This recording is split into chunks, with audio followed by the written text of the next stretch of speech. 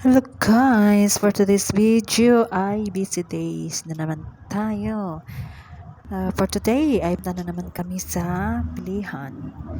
Mag-grocery na naman kami ng aming mga kailangan. For today's video guys, ayan, ang haba-haba pa ng babayahin namin. Kasi yung bilihan sa malapit sa aming tinitiran ay sarado na. Kaya pumunta kami sa iba na medyo malayo at tara, let's go!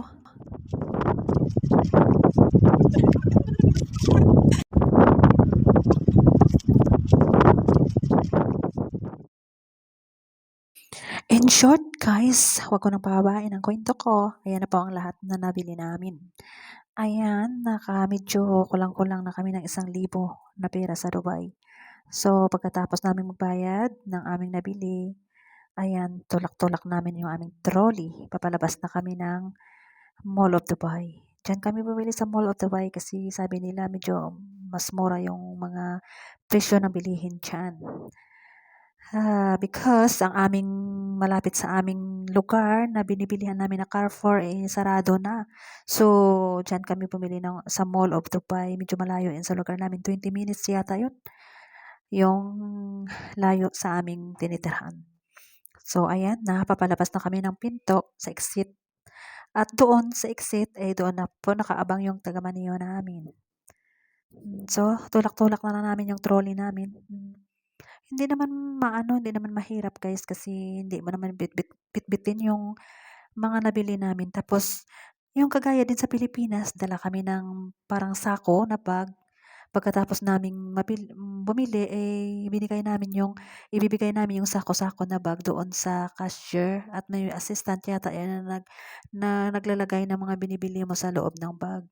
So pagkatapos namin, kinakarga nila, sila ang naglalagay sa trolley, tapos tulak-tulak na namin hanggang sa exit palabas ng mall. So doon na yan sa labas, nakaabang yung sasakyan namin at saka yung driver. Driver nila. Hindi, driver namin. Totyal, no? Driver. Ayun pala driver ng amo namin, syempre. Kasi pag mag-order ka pa ng taxi, 100 dirham yata yung bayad. So, andyan almost na po kami sa exit, sa waiting area ng aming sasakyan. Yan na po yung aming taga-Manio. Syempre siya ang magbuhat kasi mabibigat yung mga nabili namin.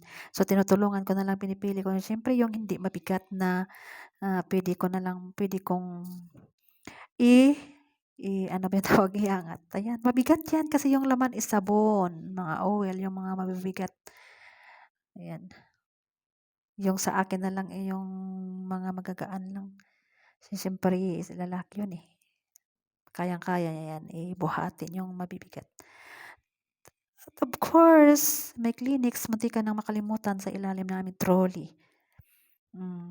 Tapos, wala na. Ibabalik ko yung trolley doon. Yan lang malapit. Babalik ko yan ang trolley dyan para hindi pa kalat-kalat yung trolley kasi maraming mga sasakyan na nakapark din.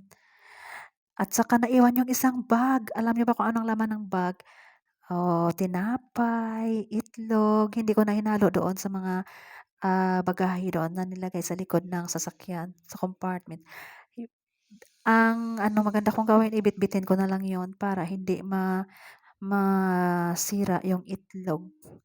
Kasi syempre natakot ako baka mabitak yung itlog.